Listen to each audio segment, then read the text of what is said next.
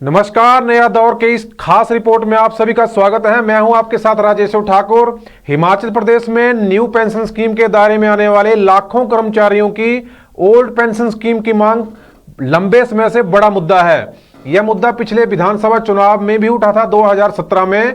उस दौरान कांग्रेस सरकार का नेतृत्व करते रहे पूर्व सीएम वीरभद्र सिंह की अगुवाई में कांग्रेस सरकार ने इस वर्ग की कुछ मांगों को मानने की बात भी कही थी, लेकिन ओल्ड पेंशन स्कीम पूरी तरह से लागू नहीं हो पाई थी। पूर्व सरकार के कार्यकाल में भी इस वर्ग ने कई रैलियां, धरने और प्रदर्शन किए। इस सरकार के कार्यकाल में, मौजूदा भाजपा सरकार के कार्यकाल में भी न्यू पेंशन स्कीम एसोसिएशन के बैनर तले हिमाचल सरकार से पिछले 4 वर्षों से अपनी मांगे मनवाने के लिए कर्मचारी वर्ग संघर्षरत हैं, लेकिन अब तक कोई नतीजा सामने नहीं आया है। जबकि भाजपा ने पिछले चुनाव में अपने दृष्टि पत्र में ओल्ड पेंशन स्कीम को अक्षरशः लागू करने का वायदा भी किया था। अब 27 नवंबर को जेसीसी की बैठक रखी गई है।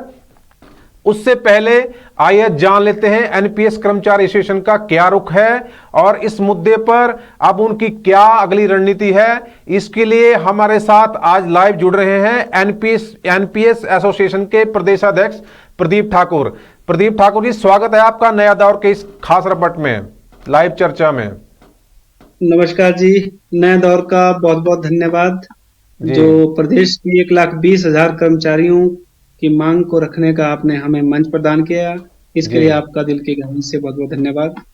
जी प्रदीप जी, मैं ये जानना चाह रहा था, एनपीएस पर आखिर आपत्तियां क्या हैं आपको? क्या दिक्कतें हैं, क्या खामियां हैं इस एनपीएस में जिसके जिन्हें हटाने के लिए आप लंबे समय से संघर्षरत हैं, आप आंदोलन पे उतरे हुए हैं?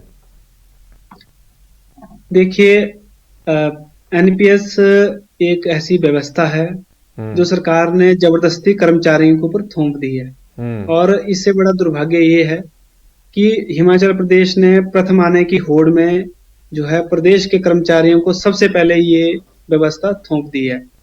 इसमें सबसे पहले मैं अगर बात करूं तो इसमें कर्मचारियों का जो वेतन है उसको जबरदस्ती 10% जो है काट दिया जाता है और कंपनी को दे दिया जाता है। साथ में सरकार का पैसा जो 14% के आसपास कर्मचारियों के वेतन का 14% बनता है, वो भी कंपनियों को दे दिया जा रहा है। दूसरा मैं बताऊं, ओल्ड पेंशन स्कीम जो थी उसमें जो है जीपीएफ की एक बड़ी अच्छी सुविधा कर्मचारियों के लिए होती थी और जो ये पैसा था वो सरकार के खजाने में रहता था। अब ये इस तरह की सुविधा भी कर्मचारियों को नहीं है। साथ ही साथ एक गारंटी, पेंशन की गारंटी कर्मचारियों को सरकारी सेवा में आने के बाद होती थी कि अब मैं रिटायर होऊंगा और मुझे एक करंट जो पेंशन है वो लगेगी। अब जो है इस तरह की गारंटी बिल्कुल नहीं है, क्योंकि कर्मचारियों को अब क्या हो रहा है, 500 पेंशन लग रही है, 1000 पेंशन लग रही है, या बड़ी हद 1500 रुपए पेंशन लग रही है। और इसमें क्लास 1 भी हमारे साथी का रिटायर हुए, उनको 587 रुपए मात्र पेंशन लग रही है। एक खामी इसमें ये है कि एक बार अगर ये पेंशन 587 रुपए लग गई, ये मृत्यु तक 587 रुपए ही रहेगी, चाहे देश में जितनी मर्जी, चाहे सिलेंडर 1100 रुपए आज की डेट में हो गया, लेकिन पेंशन में 587 मिलेगी। कल को सिलेंडर 2000 रुपए भी होगा तब भी पेंशन में 587 मिलेगी। मतलब सरकार कुल मिलाकर ये कहती है कि आप 587 में ही अपना गुजारा करो। मतलब एक सिलेंडर भी हमें 4 भाग में लेना पड़ेगा या 4 महीने में इंतजार करना पड़ेगा, तब हम एक सिलेंडर ले पाएंगे। जहां तक बात रही इस एनपीएस में पैसे की निकासी की, हमारा जो पैसा सेवा काल के दौरान जो हमारा जमा हुआ था, तो हमें जो है सिर्फ 3 परिस्थितियों में ही हम इसे निकाल सकते हैं, वो भी बहुत जटिल परिस्थिति, बहुत इसके लिए एक प्रोसेस जो है बहुत जटिल सा प्रोसेस है। जबकि जीपीएफ निकालते वक्त जो है कर्मचारियों को इतनी जो है कठिनाइयों का सामना नहीं करना पड़ता। एनपीएस का जो पैसा है उसमें जो है जीपीएफ में हमें किसी तरह का जो है टैक्स इत्यादि नहीं लगता। अब जो हमें टैक्स इत्यादि भी सरकार के द्वारा लगाया जा रहा है। सरकार हमें 14% जो है अतिरिक्त कंपनी को पैसे दे रही है हमारे नाम पर, उसमें भी हमें जो है टैक्स सरकार के द्वारा लगाया जा रहा है, जो कि एक बहुत बड़ा इस लोकतांत्रिक देश में कर्मचारियों के साथ बड़ा अन्याय है। और इस तरह की बहुत सारी खामियां हैं इस पेंशन व्यवस्था में, जिसके खिलाफ हम 2015 से हिमाचल प्रदेश में लगातार प्रयासरत हैं। और हम तब तक प्रयास करते रहेंगे जब तक जैसे हम जो आप मेजर खामी है इसकी आप कृपया करके गिना दें, ताकि हमारे दर्शकों को और जो आपके एनपीएस से जुड़े हुए तमाम लोगों को उन तक एक सही जानकारी जा पाए। क्या और क्या है, जैसे आपने एक तो बता दिया 14% और 10% वाला, इसके अलावा और क्या जी है इसकी शॉर्ट कमिंग जो आप बता रहे हैं, जो इसकी दिक्कत देखिए आप लोगों को आप फेस कर रहे हैं जो दिक्कत है? सेवाओं के बाद कर्मचारी जब सरकारी सेवा में आता था, अपना पूरा जीवन, पूरी एनर्जी जो उसकी जवानी थी वो सरकारी सेवा में लगाता था और उसे उम्मीद होती थी कि उसको बुढ़ापे में पेंशन मिलेगी। हम्म। लेकिन अब क्या हो रहा है कि अब सिर्फ 500, 1000, 1500 रुपए पेंशन लग रही है। हम्म। उससे उससे जो है कर्मचारी ना, अ, बड़ी खामी, सबसे बड़ी खामी क्योंकि यही है, क्योंकि ये पेंशन जो है ना, कर्मचारियों की बढ़ती ये सिर्फ उतनी रहती है। और इससे बड़ी बात कि हमें जो है सरकार, पहले सरकार पेंशन देती थी, अब हमें कंपनियां पेंशन पेंशन दे रही हैं। अब हम, पहले सरकार के अधीन हम होते थे और सरकार ही हमारे पैसे का देख रेख करती थी, सरकार से ही हम जो है कुछ उसमें गड़बड़ होती थी तो सरकार से ही हम जो है जवाब ले सकते थे। लेकिन अब सारा पैसा कंपनी के पास है, कंपनी से ही हमें जो है पेंशन निर्धारित होती है और सारा का सारा पैसा कंपनी के पास रहता है। और इससे बड़ी बात ये है कि कल को अगर मान लो जिस कंपनी के पास हमारा पैसा है वो डूब हम्म। जाती है या देश छोड़ के भाग जाती है, जैसे कि पीछे कुछ कंपनियां देश छोड़कर भाग गई, तो हमारा सारा का सारा पैसा डूब गया। पूरे देश के, पूरे प्रदेश के कर्मचारी जो है सड़कों पर आ जाएंगे और उनका सारा पैसा जो डूब जाएगा। इससे बड़ी खामी मुझे लगता है कि, और ये एक बहुत बड़ा घोटाला जो है देश में भविष्य में जो है हो सकता है, जिसकी आशंका कर्मचारियों को है। इससे बड़ी खामी और इससे बड़ी जो कर्मचारियों को जो जो खुद को असहाय महसूस कर रहे हैं, असहाय इसलिए क्योंकि कर्मचारियों का पैसा जबरदस्ती 10% जो है काट कर कंपनी को दिया जा रहा है सरकार के द्वारा, हम्म। इसलिए असहाय शब्द का मैं यहाँ प्रयोग कर रहा नहीं, हूँ। तो जैसे ये जो एक दस बहुत बड़ी फीसदी और समस्या 14% जो आप बता रहे हैं जो कंपनियों के खाते में जमा है। हो रहा है, वो आपको कब मिलेगा? वो तो आपका ही हक है वैसे तो। देखिए हमारा कुल पैसा 10 और 14% सरकार का, 20% हमारे वेतन का जो है सरकार लेती है और ये कंपनी को देती है। और हम्म। जब हम सेवानिवृत्त होते हैं, हमारी रिटायरमेंट पे जो है हमें सिर्फ 60, वो जो मान लो मेरा 10 लाख वहां जमा हो गया कंपनी के पास, 10 लाख हम्म। में से मुझे रिटायरमेंट पे सिर्फ 6 लाख रुपए, 6 लाख जो दिए जाते हैं। और उस 6 लाख में से जो 4 लाख बचते हैं, उस 4 लाख का जो है मुझे पेंशन, जो सरकार ने नाम रखा है, हम इसको पेंशन नहीं कहते, वो इसलिए क्योंकि वो हमारे जो 4 लाख हमारा बच रहा है कंपनी के पास, उसका ब्याज मात्र, हम उसे ब्याज कहते हैं।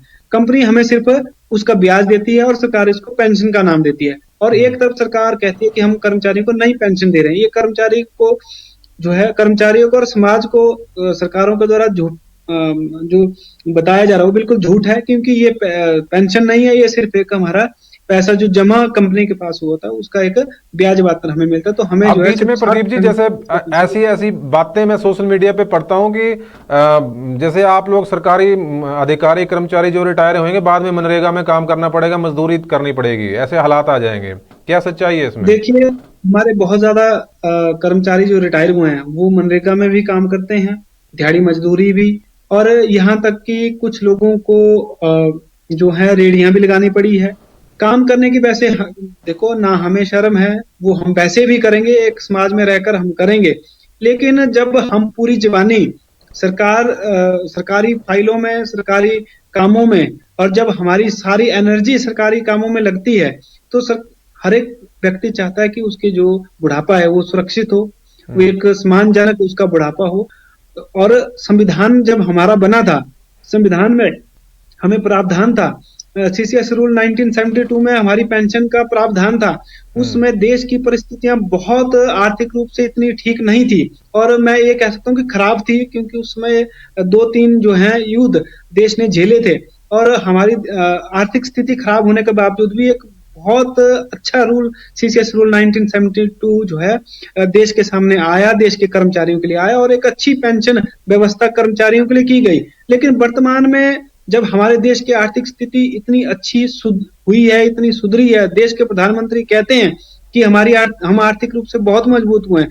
तो हमें ये मजबूती जो है कहीं भी नजर नहीं आती। हमें जो है हमारी पेंशन के रूप में सिर्फ ठगा जा रहा है, और ये हमें सिर्फ हमारा ही पैसे का ब्याज मात्र दिया जा रहा है। अच्छा, अब मुझे मुझे थोड़ा सा आप ये शॉर्टकट में बताइए कि आपका ये आंदोलन शुरू कब हुआ, मतलब कब लोग जागे इस विषय पर, और थोड़ा सा उस पर बताइए कब से चल रहा है ये सारा संघर्ष आपका। जैसे ही ये पेंशन व्यवस्था देश में शुरू हुई, क्योंकि कोई भी अगर नई चीज देश में आती है, कोई भी नया कानून बनता है, तो शुरू में समय लगता है समझने के लिए। आजकल आप किसान आंदोलन का ही उदाहरण लेंगे तो बिल्कुल पहले दिन से तो विरोध शायद किसी ने नहीं किया होगा। सब देखते हैं कि अगर कोई देश संसद कानून ला रही है तो ये देश के जो नागरिक हैं उनके हितों के लिए ही आ रहा होगा। वैसे ही कर्मचारियों ने सोचा, कर्मचारियों को लगा, क्योंकि इसकी जो नोटिफिकेशंस हुई हैं वो देश में और प्रदेश में बहुत बाद में हुई हैं, और इसके रूल जो हैं बार बार अमेंड किए गए हैं सरकारों के द्वारा। लेकिन इसकी खामियों का जो सही तरीके से पता लगना शुरू हुआ है 2011-12 के बाद ही लगा। और 2011-12 में और 13 में जब खामियां हमें नजर आई, मतलब जब लोग रिटायर होना शुरू हुए, बिल्कुल रिटायर होना शुरू हुए, तो लोग संगठित होना शुरू हुए। हमारे संगठन का जो है संगठन के जो लोग हैं उन्होंने शुरू में कुछ बैठकें की, लेकिन 2 अक्टूबर 2015 को हमारे संगठन जो है की पहली बैठक आने में हुई, और उसमें ही हमारे संगठन के जो हमारे पूर्व प्रदेश अध्यक्ष थे उनकी अध्यक्षता में एक कमेटी बनी, और उसके बाद जो हम लगातार पुरानी पेंशन बहाली के लिए प्रयासरत हैं।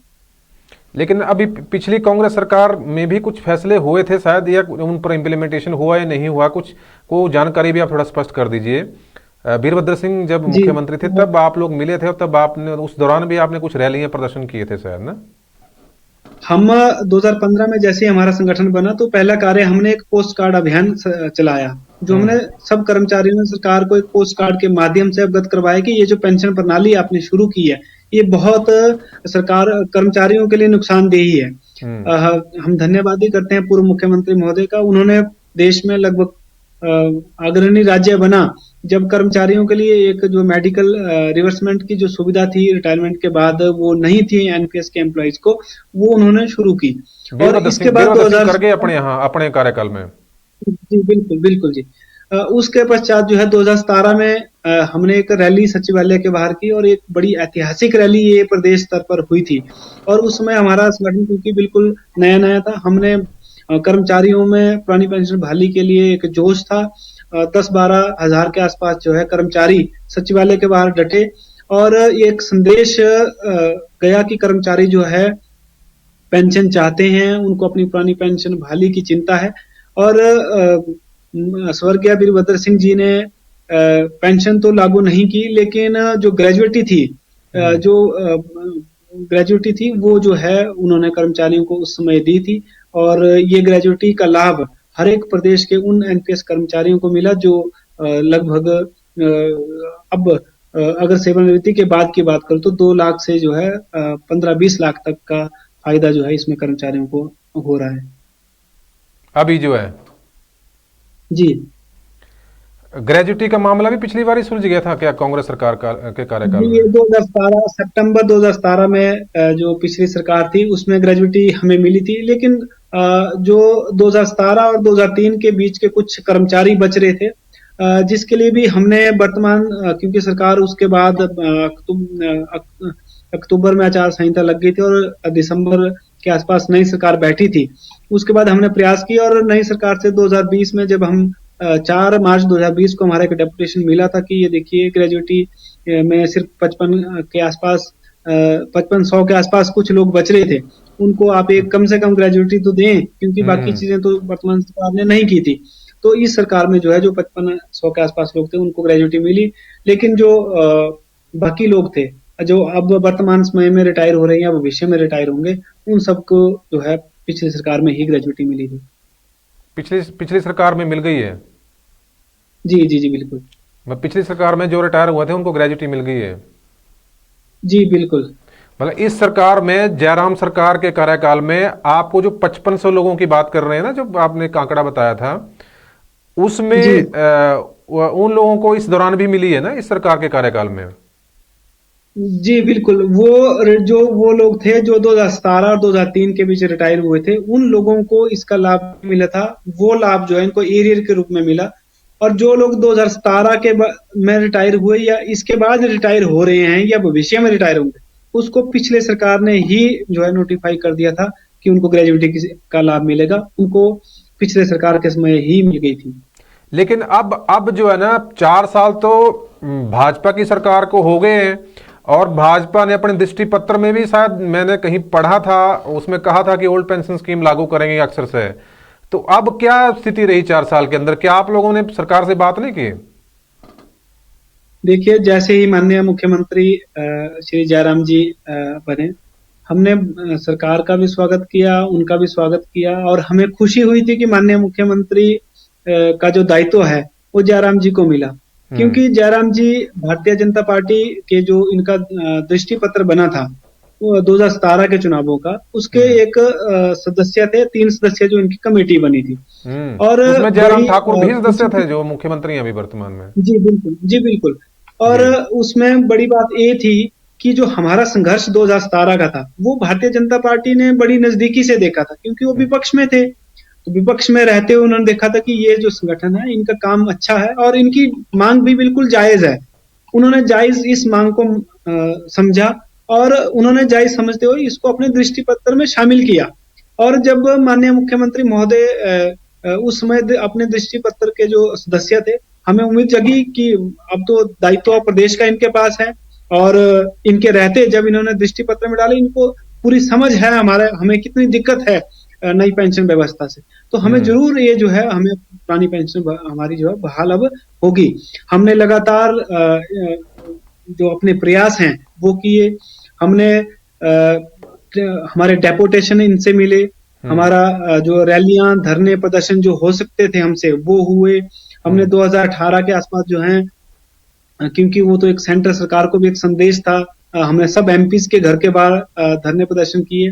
2018 में ही हमने एक तपोवन में रैली की थी, और जिसके 3 वर्ष 14 दिसंबर को पूरे होने वाले हैं। उसमें माननीय मुख्यमंत्री महोदय, क्योंकि पहले तो वो नहीं आ रहे थे, लेकिन कर्मचारी जब धरने स्थल पर रात के 8-9 बजे तक रुके रहे, और कर्मचारियों ने मांग पकड़ी कि हम तब तक यहाँ से नहीं जाएंगे जब तक माननीय मुख्यमंत्री हमारे बीच नहीं आएंगे।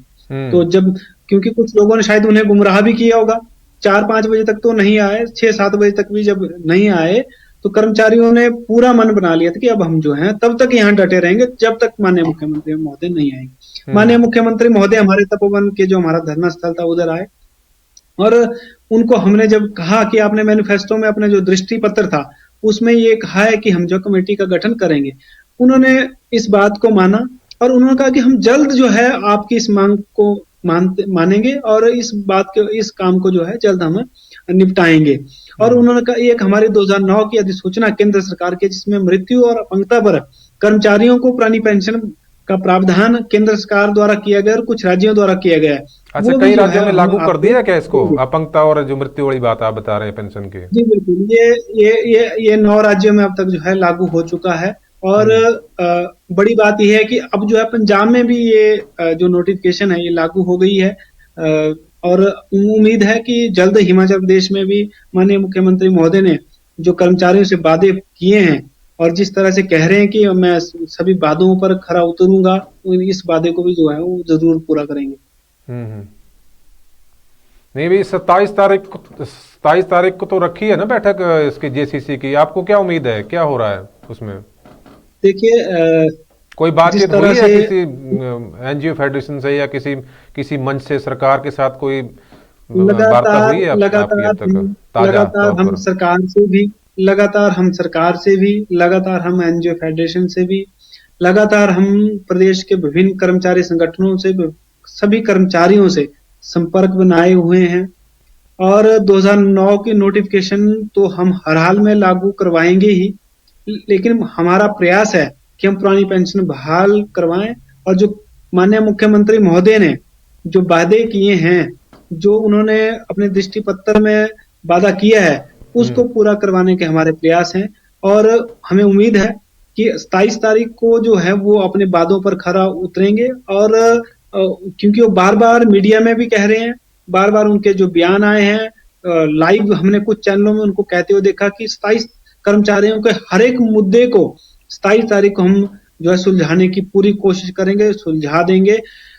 तब जो है कर्मचारी उम्मीद कर सकते हैं, क्योंकि एक प्रदेश का मुखिया कह रहा है। अगर 27 तारीख को भी अगर वो नहीं जो हमारे संगठन की मांग है उसको पूरा नहीं करते, कर्मचारियों के प्रदेश के 1,20,000 कर्मचारियों की जो भावनात्मक इस समय एक मांग पुरानी पेंशन बहाली और उनकी जरूरत है जो पुरानी पेंशन बहाली, हाँ, तो आपके उसको जैसे पूरा नहीं करते तो लाखों परिवार आप लोगों के साथ जुड़े हुए हैं, क्योंकि हर जैसे आप बता रहे हैं कर्मचारी 1,20,000 हैं, तो उनके आगे परिवार भी तो जुड़े रहेंगे उनके साथ, तो एक तो बड़ी तादाद है ये आपके मान पीछे लीजिए तो। कि आप बिल्कुल बिल्कुल 1,20,000 का मतलब है 1,20,000 परिवार।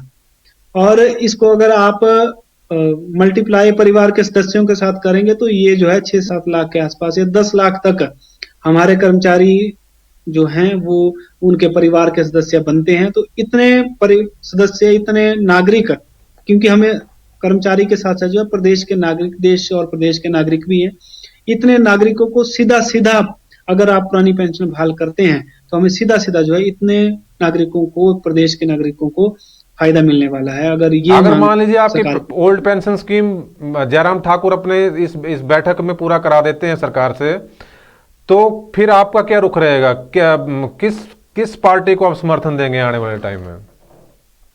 देखिए, क्योंकि कर्मचारी संगठनों का काम है, हम अपने मांगों को मनवाने का पूरा प्रयास करते हैं।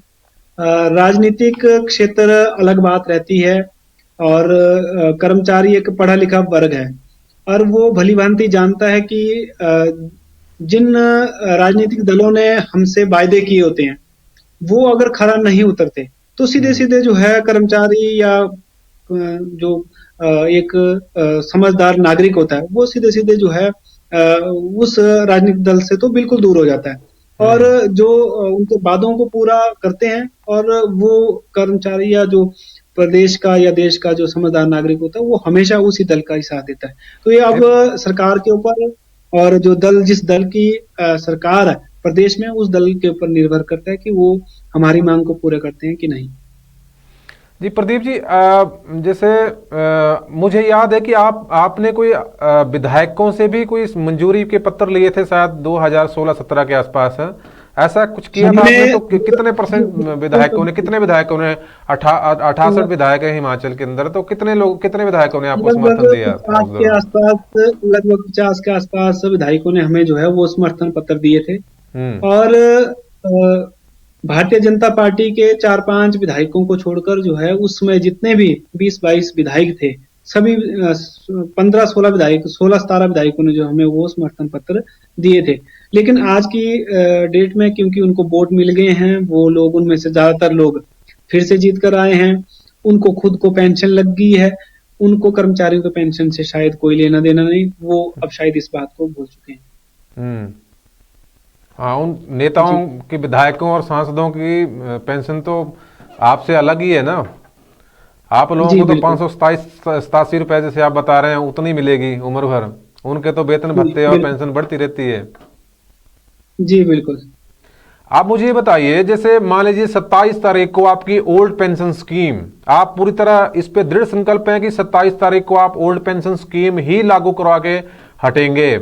आप इस बात को मानते हैं कि या आपको लगता है कि ओल्ड पेंशन स्कीम ना हो और कहीं इक्का दुक्का जो आपकी छोटी मांगे हैं इस स्कीम के तहत वो मान लें, तब भी आप सरकार की बात पे, मतलब सरकार के फैसले पर आप सहमत रहेंगे? क्या लगता है आपको? देखिए प्रदेश के मुखिया अगर कुछ कह रहे हैं तो अगर वो 27 तारीख का दिन उन्होंने खुद निश्चित किया है तो हमें उन पर विश्वास करना चाहिए और हमें इंतजार करना चाहिए कि वो क्या कर्मचारी हित में करते हैं और क्या हमारी जो मांग है उसको पूरा करते हैं कि नहीं। अगर पूरा करते हैं तो हम खुले दिल से, खुले मंच से, पूरे सार्वजनिक रूप से उनका धन्यवाद भी करेंगे और उनका समर्थन भी करेंगे। मतलब आप ओल्ड पेंशन स्कीम को अक्षरशः लागू करने की मांग पर अड़े हैं 27 तारीख को भी? बिल्कुल बिल्कुल जी, बिल्कुल। और मान लीजिए सरकार 27 तारीख को ओल्ड पेंशन स्कीम पे किसी भी बिंदु पर राजी नहीं होती, फिर आप क्या करेंगे? हमारी 28 तारीख को ही राज्य स्तरीय बैठक है। और क्योंकि भविष्य में हम जो कुछ होने वाला है उस पर ज्यादा टिप्पणी ना करते हो, क्योंकि प्रदेश के अगर मुखिया कह रहे हैं विश्वास तो करना पड़ेगा। अगर प्रदेश के मुखिया विश्वास पर खरे नहीं उतरते तो 28 तारीख को हमारी जो है राज्य स्तरीय बैठक है। उस राज्य स्तरीय बैठक में ही हम निर्णय लेंगे कि आगे की जो हमारी रूपरेखा होगी वो क्या होगी। मतलब एक छोटा सरकार सा के प्लान साथ आप दो हाथ करने का आपने मन बना लिया इन केस अगर आपका ओपीएस लागू नहीं होती है इस बैठक में। क्योंकि जी बिल्कुल, क्योंकि हमारी पिछली एक राज्य स्तरीय बैठक हुई थी जेसीसी बीच में, क्योंकि डेट ये तो 1-2 दिन पहले ही निश्चित हुई है। उसमें हमने एक जो है प्रस्ताव पास किया था कि अगर इस बार तपोवन में फिर से क्योंकि पिछले वर्ष कोविड के कारण नहीं हुआ था, इस वर्ष भी हमें आशंका थी कि इस वर्ष विधानसभा से नहीं तपोवन में, इसका हमें विश्वास नहीं था, इसलिए हमने डेट निश्चित नहीं की थी। अब तपोवन का जो विधानसभा सत्र है वो निश्चित हो गया है। अगर 27 तारीख को हमारे हित में कुछ नहीं होता तो ये निश्चित तौर पर मान कर चल सकते हैं कि तपोवन का जो विधानसभा सत्र होगा उसमें हमारी तरफ से जो है एक बहुत बड़ी रैली प्रदेश स्तर पर माननीय मुख्यमंत्री महोदय को और जो उन्होंने मैनिफेस्टो में वादा किया था उस वादे को याद दिलाने के लिए की जाएगी और ये प्रदेश स्तर पर जो है एक ऐतिहासिक रैली होगी। मतलब आप सरकार के साथ अब टकराव की स्थिति में आने पर विचार कर रहे हैं आप लोग? ये टकराव तो बिल्कुल जी बिल्कुल, टकराव की जो अगर जहां तक बात है ये पूरा निर्भर करता है माननीय मुख्यमंत्री के ऊपर, क्योंकि वो बार बार कह रहे हैं मीडिया के हर एक प्लेटफॉर्म पे कह रहे हैं कि मैं 27 तारीख को कर्मचारियों के हर एक मांग को सुलझाने की कोशिश कर रहा हूं और सुलझा दूंगा। अगर वो सुलझा देते हैं तो टकराव की जरूरत ही नहीं पड़ेगी। अगर फिर वो नहीं करते तो फिर तो कर्मचारी जो है अपनी मांग के लिए कुछ भी कर गुजरने को तैयार है और कर्मचारी सड़कों पर भी आने को तैयार है। कर्मचारी हर तरह की जो स्ट्राइक के लिए भी तैयार हैं, कर्मचारी पेन डाउन स्ट्राइक के लिए तैयार हैं, कलम छोड़ जो हड़ताल है उसके लिए तैयार है, टूल डाउन के लिए तैयार हैं। और मैं आपको बता दूं ये एनपीएससी परिवार है, इसमें प्रदेश का क्लास 4 से क्लास 1 तक हर एक कर्मचारी जुड़ा है, हर एक विभाग के कर्मचारी जुड़े हैं। अभी पीछे हमने देखा एचआरटीसी की एक हड़ताल हो रही थी और कर्मचारियों को जो है हड़ताल रोकने के लिए निवेदन किया गया, उनकी मांग जो है वो सरकार को माननी पड़ी। तो मैं सरकार को आपके चैनल के माध्यम से भी बता दूं और जिन लोगों को शायद नहीं पता है, जो विधायक जानबूझकर चुप बैठ रहे हैं, हमारी बात नहीं रख पा रहे हैं किसी कारण, उनको भी बता दूं कि हमारे साथ जो है सारे विभाग जुड़े हैं। ये हमें बहुत खुशी, हमारे लिए एक अच्छी बात है। और हमारे साथ जब सारे विभाग जुड़े हैं तो हमारे साथ बिजली विभाग भी जुड़ा है, हमारे साथ आईपीएच भी जुड़ा है, पीडब्ल्यू भी जुड़ा है, एचआरटीसी भी जुड़ा है, एचआरटीसी भी जुड़ा है, एजुकेशन भी जुड़ा है, हमारे साथ फॉरेस्ट भी जुड़ा है, रेवेन्यू भी जुड़ा है, हमारे साथ हेल्थ भी जुड़ा है। हम जो है भविष्य में सारी सुविधाएं ठप करने वाले हैं। इवन सीएम साहब की जो गाड़ी चलाते हैं, मंत्रियों की जो गाड़ी चलाते हैं, विधायकों की, अफसरों की, जिसकी भी जो गाड़ी चलाते हैं, चाहे हमारे ड्राइवर बंधु हैं, चाहे इनके पीए हैं, कोई भी हैं, वो सारे के सारे लोग अधिकतर जो हैं वो सारे एनपीएस में हैं और सारे के सारे किसी न किसी दिन अगर जरूरत पड़ी, इस तरह के टकराव की जरूरत पड़ी तो सारे जो हैं हड़ताल पर जाएंगे। फिर जो है सरकार को ही फैसला लेना पड़ेगा और सरकार को हमारी मांग जो है हर हाल में माननी पड़ेगी। जब कर्मचारियों ने इस तरह का, अगर कर्मचारियों को इस तरह की स्थिति और परिस्थितियों का सामना करना पड़ा तो। जी प्रदीप ठाकुर जी, बहुत बहुत धन्यवाद। आपने अपना बेशकीमती समय नया दौर में इस लाइव चर्चा के लिए दिया। आगे भी हम एनपीएस से जुड़े हुए तमाम मुद्दों पर आपसे चर्चा करते रहेंगे। आपका बहुत बहुत धन्यवाद। तो ये थे प्रदीप ठाकुर, एनपीएस एसोसिएशन के प्रदेश अध्यक्ष। आज उन्होंने सीधे तौर पर ओल्ड पेंशन स्कीम को लागू करवाने के लिए अपने बड़े ऐलान किए हैं। सरकार के पास एक विनम्र आग्रह हमारे माध्यम से भी उन्होंने किया है, लेकिन इन केस अगर सरकार नहीं मानती है ओल्ड पेंशन स्कीम को तो उन्होंने अपने सरकार के साथ सीधे टकराव का भी ऐलान कर दिया है। इस तरह की रपटों के लिए देखते रहिए नया दौर, नई सोच, सच का जोश। आप सभी का बहुत बहुत धन्यवाद।